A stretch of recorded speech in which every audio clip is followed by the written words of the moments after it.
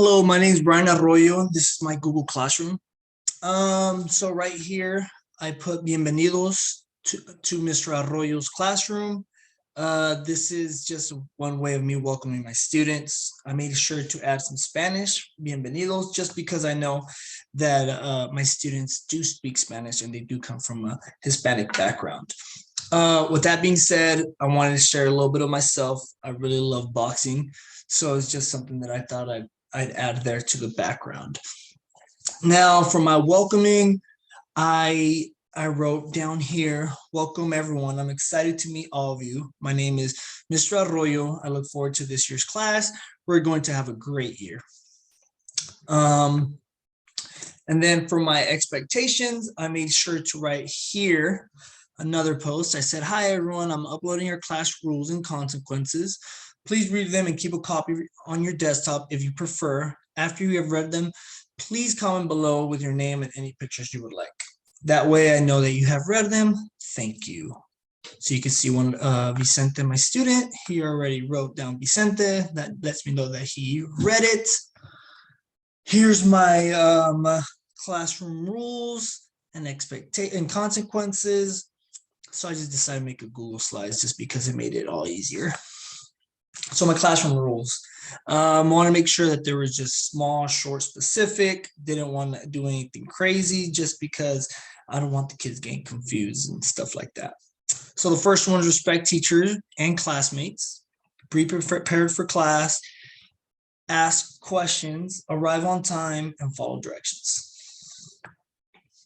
The next one was Zoom rules, and this is just our online presence and our online culture and how we want to be conducting ourselves.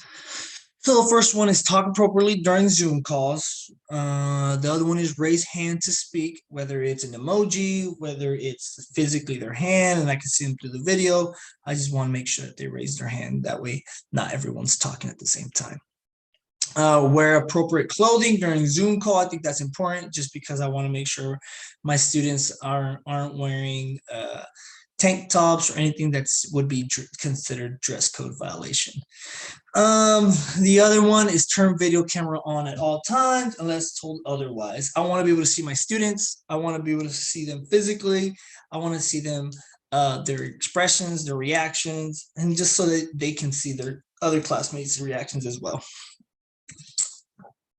And then our classroom consequences. So step one, after multiple times that a student's attention has been called, student will be asked to talk after class regarding behavior.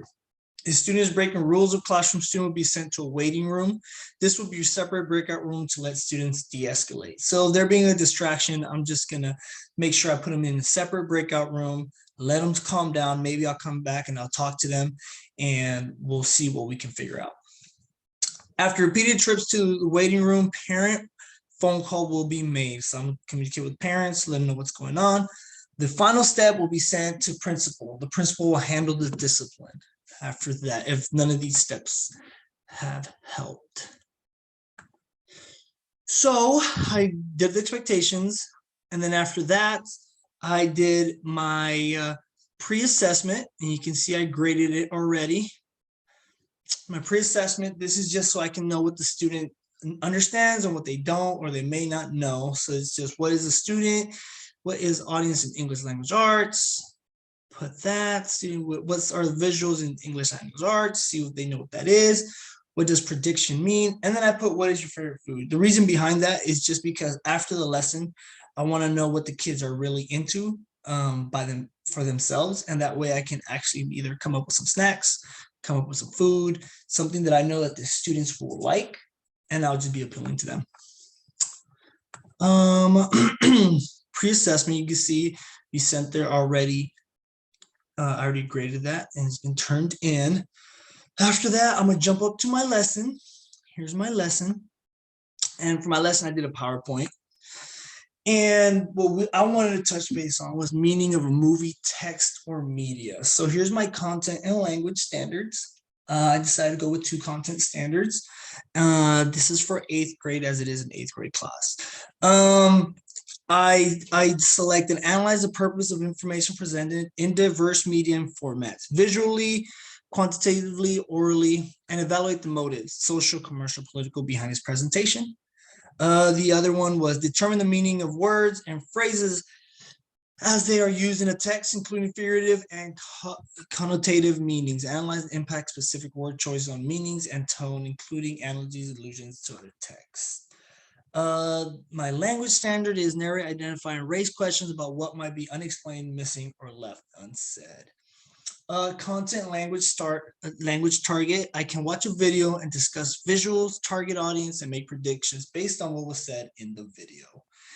Those two really, the content target really connects to the content standards just because we're talking about visuals and target audience. And then the other one is the prediction. And we want to be able to see what off of what we read and what we see, what we can predict. And the language target, I can ask questions that remain unanswered in the video, and that's just their prediction and other questions that they may have. So the two main things, since this is the first introduction to this, we're going to talk about is visuals, many meanings to what the screen can show you, colors. I wanted to talk about the colors and what they can make you feel and think, and why they would put different certain colors. And I wrote an example here.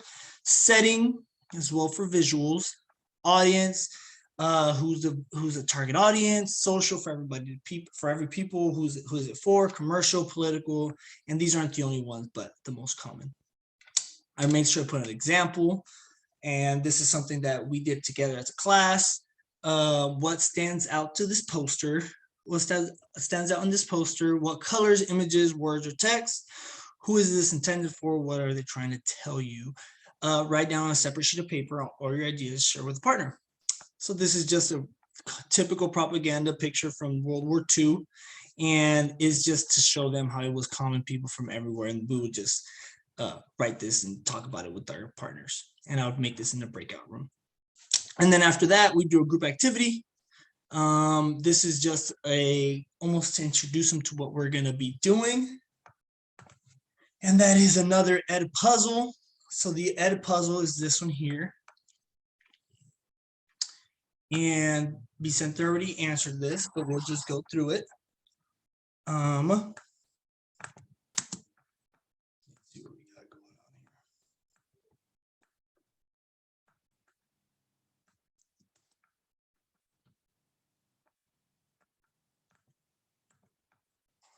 We are here for stop number 5, the Margaret River Pro. The pressure's going to be on. So here's the video.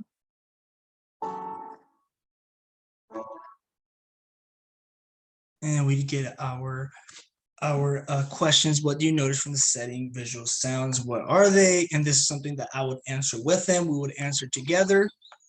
And then I say, why do you think the dog growled? Obviously, we'd have to finish the video. I'll actually put it back so that you can see that. Lots of light. I don't understand. Did I do something wrong? Are you breaking up with me? Looks like it didn't rewind all the way, so we'll go from there.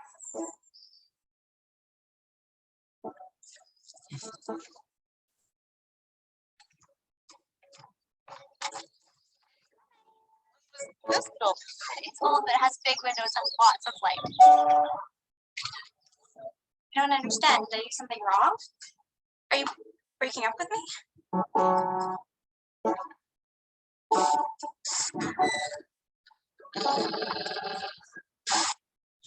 So that was that. Why do you think the dog growled? The students would answer that. We'll just give it for the purpose of the presentation. Steady.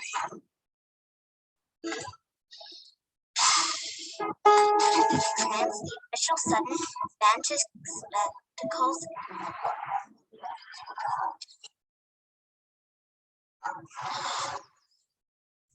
And then what do you think this ad is about? This is just to get the students going and see what they think it is so far about.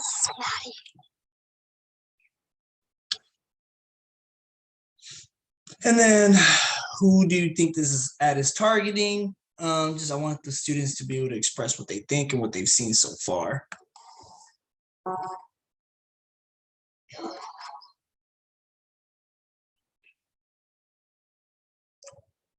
And then obviously it turns out to be a Chevy commercial, so it's vehicles. And then how did the ending change your mind about what the ad was about and intended for? This is just to make them start talking, start thinking more. And then this is just to get us going before we actually start our graded assignment. This one would not be graded. This is just something that we'll be doing together as a class. So let me get out of this. And then after that, I repeat the lesson targets and I'd ask them these questions. Can you identify the message, videos, or text are trying to tell you from their visuals? Can you identify who the text or propaganda are trying to target? Can you raise questions about what you just saw? Can you make a prediction about the text and or video? So after that, we come back here and I made sure to post that video just in case something went wrong with the PowerPoint.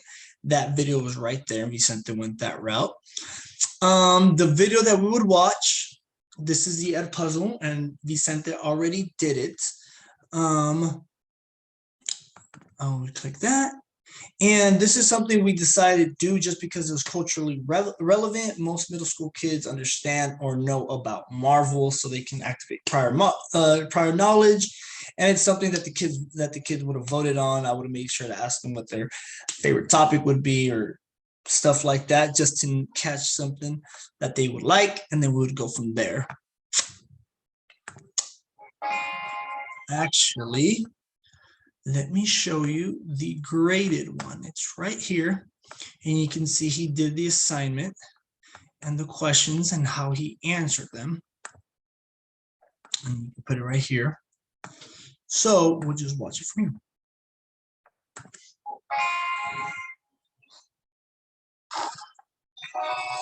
Hands were once used for battle. And what do you notice in the first 5 seconds of this video? Now they're but humble tools for peace. I need to figure out exactly who I am. And then based off what this has already been said, can you make a prediction about the movie or the rest of the video will be about? I'm skipping through this because I'll show you the answers here in a bit.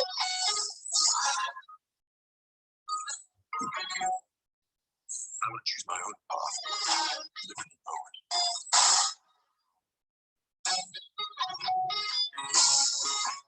My superhero is a robot.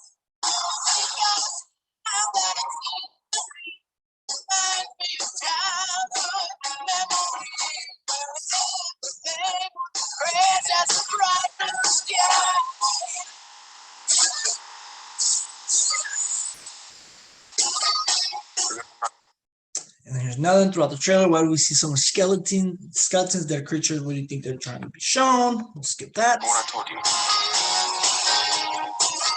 Ever feel lost? Just look into the eyes of the people that you love.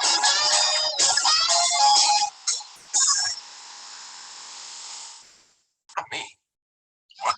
Just listening.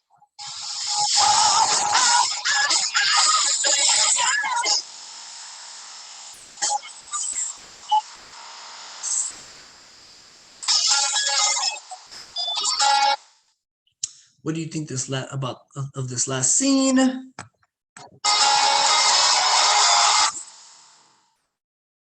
And then what was the purpose of this video? Who was the target audience? Explain your answer with visuals you saw. So we skipped that. And here's where the answer was. In a few seconds shows how he's changed from child to man. That was one of his answers. It says, I think he's going, and here's where he gives me all the answers that he chose, and he did. Okay, moving on. And he made sure to show me he answered all the questions to the video. Here's my feedback I gave him. I said, thank you. I reviewed your answers. I think you answered them correctly. I just wish you would have used them more than one sentence to answer the questions. That is something we'll need to work on. Still, regardless, it was a nice job. They did fine. With that being said, I want to make sure to show you their classwork. Here's the assignments that they did, the post-assessment, which he did towards the end. I made sure, oh, no, And then here's the people. I had Vicente right here, his grades. And here I would just update myself and go from there. That being said, after that, here in the bottom is the post assessment that he already did. And these were the questions. What is honest English language arts? What are the visuals in English language arts? And then what does root prediction mean? And then here's where I would see what food they would want. So at the end of this unit, we would have some kind of reward or something like that for them. So yes, this is my classroom. These are the expectations and everything that I did. I made sure to give them some feedback. And yeah, that is my lesson and my online classroom. Thank you.